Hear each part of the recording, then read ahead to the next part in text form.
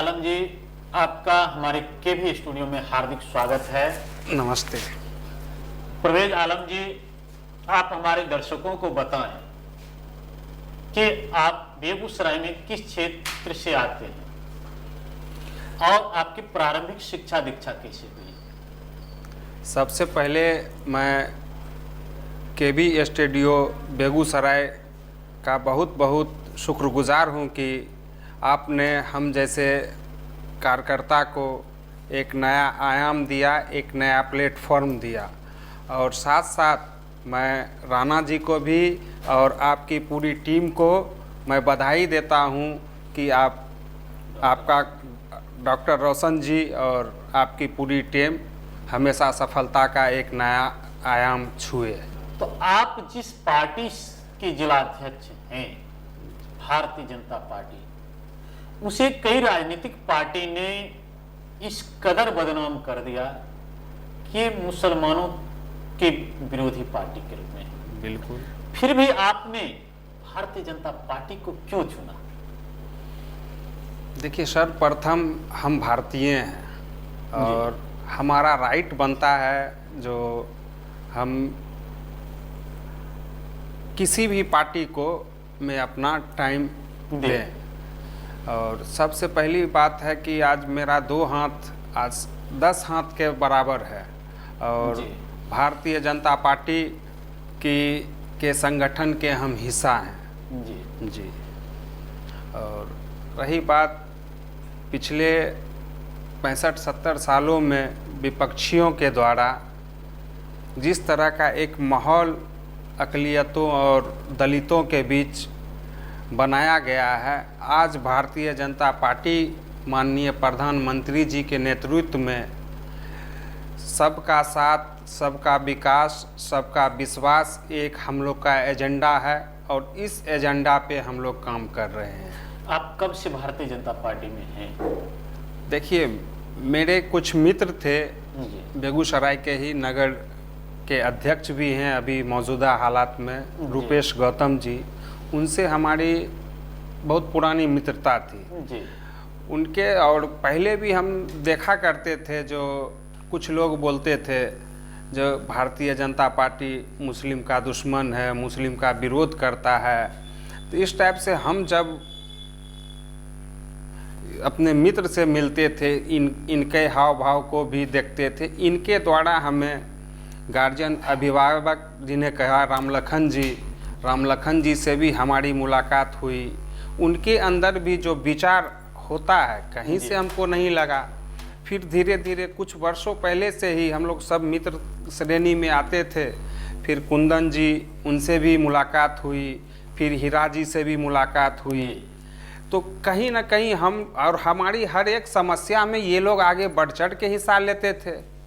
इन्हों कभी फील नहीं होने दिया जो हम एक मुस्लिम हैं। हमारे दुख में ये लोग हमेशा साथ रहा करते थे। परवेज जी, आप बखरी से बिलोंग करते हैं और बखरी बेगूसराय जिला का एक ऐसा विधानसभा क्षेत्र है जो कई दशक से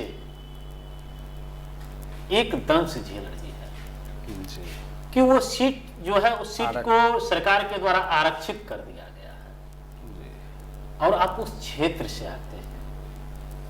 हर नेताओं की इच्छा होती है, महत्वाकांक्षा होती है कि कभी अवसर मिले तो मैं भी चुनाव में 2-4 हाथ आजमाऊं। जी। तो ऐसे स्थिति में आप क्या सोचते हैं?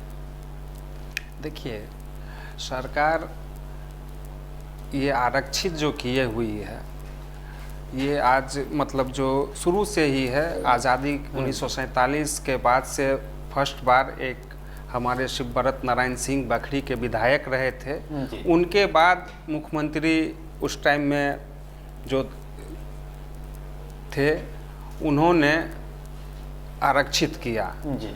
और कहीं ना कहीं आरक्षण का लाभ मिलना भी चाहिए। बिल्कुल बिल्कुल जी। इस चीज का हम भी समर्थन करते हैं और दिल से समर्थन करते हैं। जी। तो वहां का जो परिवेश बनता है आरक्षित सीट से, तो आप लोगों को कोई दिक्कत तो नहीं होती होगी? नहीं, हम देखिए यही तो परिवेश है हमारे बखरी में जी। कि एक तरफ आप चलेंगे कभी, अगर मौका लगे तो घूमिएगा, एक तरफ बाबा इस्माइल जी का दरगाह है जी। और दूसरे छोर में बहुड़ा मामा का मंदिर है, मैं गया जी। उस जगह। और इतना श्रद्धा है हम लोग आपसी, मतलब जो भाईचारा इतना है कि लोग अपनी मन्नत मांगने के लिए हिंदू भाई भी मजार तक आते हैं और मन्नत मांगने के लिए लोग बहुड़ा मामा के मंदिर तक भी जाते हैं। ये हम लोग का कल्चर है बखरी विधानसभा का, और आपसी एकता तो बहुत ज़्यादा है। बहुत खुशी हुई इस बात को जानकर, और आपके माध्यम से हमारे बेगूसराय के बाकी जितने भी विधानसभा क्षेत्र के तमाम दर्शक जो सुन रहे हैं, और बेगूसराय नहीं, हमारा केवी स्टूडियो का जो यह कार्यक्रम होता है, ये लगभग भारतवर्ष के हर कोने के लोग देख रहे हैं जी। अभी कई हजार हमारे सब्सक्राइबर हो चुके हैं जो देखते रहते हैं अक्सर हमारे कार्यक्रम को। प्रवेश जी, हमारे दर्शकों को बताएं आप कि राजनीतिक क्षेत्र के अतिरिक्त सामाजिक क्षेत्र में भी आप कार्य करते हैं। जी बिल्कुल। उसमें आपका क्या योगदान होता है? देखिए, हम लोग बचपन से ही समाज से जुड़े रहे, और जहाँ तक बचपन से ही हम समाज सेवा करते आए हैं। जी। चाहे किसी का दुख हो, उस दुख में हम शरीक होते हैं, अगर कोई खुशी मिलती है तो हम लोग उस खुशी में भी शरीक होते हैं। और हम लोग का मतलब जो खासकर हम अपना बताते हैं, जो सब दिन से हमारा परिवार और हम एक दूसरे की सहायता करते आए हैं, और हमको बचपन से ही समाज सेवा करने का बहुत शौक़ था। और आज भारतीय जनता पार्टी ने हम पे एक बहुत बड़ी जिम्मेवारी भी सौंपी। माननीय अध्यक्ष श्री राजकिशोर जी हम पे बहुत ज़्यादा विश्वास भी किए, और अब देखिए हमारा तो काम है मेहनत करना। बिल्कुल। आगे नहीं कहता है एक। प्रवेश जी, आपके भविष्य में क्या योजना है? प्रवेश जी, देखिए, हमारे भविष्य में हमेशा समाज सेवा ही मेरा एक खुद अंतर आत्मा से आवाज़ निकल, समाज सेवा ही मेरा एक उद्देश्य होता है। और संगठन में हम जुड़े हैं तो इससे और बढ़ चढ़ के हमको समाज सेवा करने का मौका मिलेगा। और भविष्य का योजना है, पिछले हम बखरी में चुनाव भी लड़ते आए हैं। व्यवसायिक दृष्टिकोण से हमारे जो भविष्य के विधायक होंगे भारतीय जनता पार्टी के, यदि जीत कर जाते हैं तो उन किसान के लिए क्या योगदान? किसान का तो योगदान, किसान का तो जितने भी कृषि हैं, तो कृषि का तो काम अभी कुछ दिन पहले ही माननीय नरेंद्र मोदी जी के इसमें किसान का बहुत सारा योजना भी आया है जी। और उसी योजना को हमारे विधायक हों या हमारे पार्टी के नेता हों, जन जन किसानों के बीच तो पहुंचाने का काम करेंगे। अभी देखिए, एक मतलब जो बखरी में ही एक मतलब जो अनाज रखने वाला जो होता है, किसान की समस्या, स्टोर रूम बन चुका है, और उनको किसान को उचित मूल्य मिले, इसके लिए लड़ाई तो लड़ना ही पड़ेगा हम लोग को भी।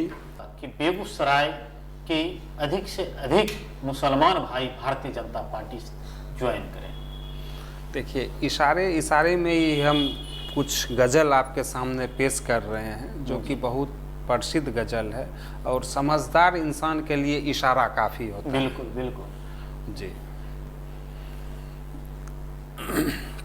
लम्हे लम्हे की सियासत पे नज़र रखते हैं, लम्हे लम्हे की सियासत पे नज़र रखते हैं, हमसे दीवाने भी दुनिया की खबर रखते हैं, हमसे दीवाने भी दुनिया की खबर रखते हैं, इतने नादान नहीं हम कि भटक के रह जाएं, कोई मंजिल न सही राह गुजर रखते हैं, मार ही डाले जो बेमौत ये दुनिया वो है, मार ही डाले जो बेमौत ये दुनिया वो है, हम जो जिंदा हैं तो जीने का हुनर रखते हैं, इस तरह हमसे तगाफुल ना बरतो साहब, इस तरह हमसे तगाफुल ना बरतो साहब, हम भी कुछ अपनी दुआओं में असर रखते हैं।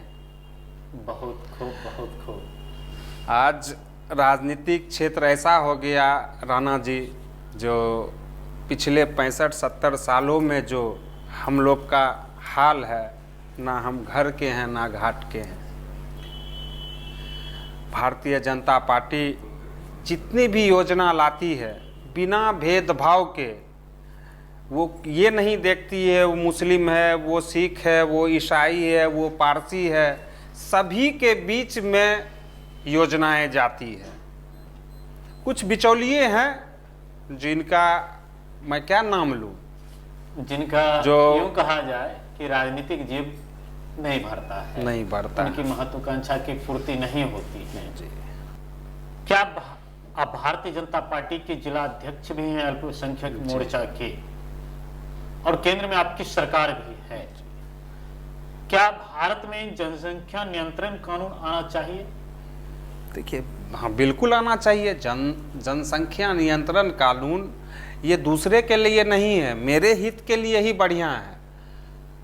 क्योंकि आज अगर जो हम दो बाल बच्चे हैं, तो इससे ये होता है वो दोनों बाल बच्चे को हम पढ़ाएंगे लिखाएंगे, अच्छे कॉलेज में अच्छा कपड़ा अच्छा वस्त्र पहनाएंगे, ये हमारा परिवार का विकास होगा। अगर बस, और इस पे ज़्यादा तो हम कुछ नहीं बोल सकते हैं। आपने बहुत ही सकारात्मक जवाब दिया।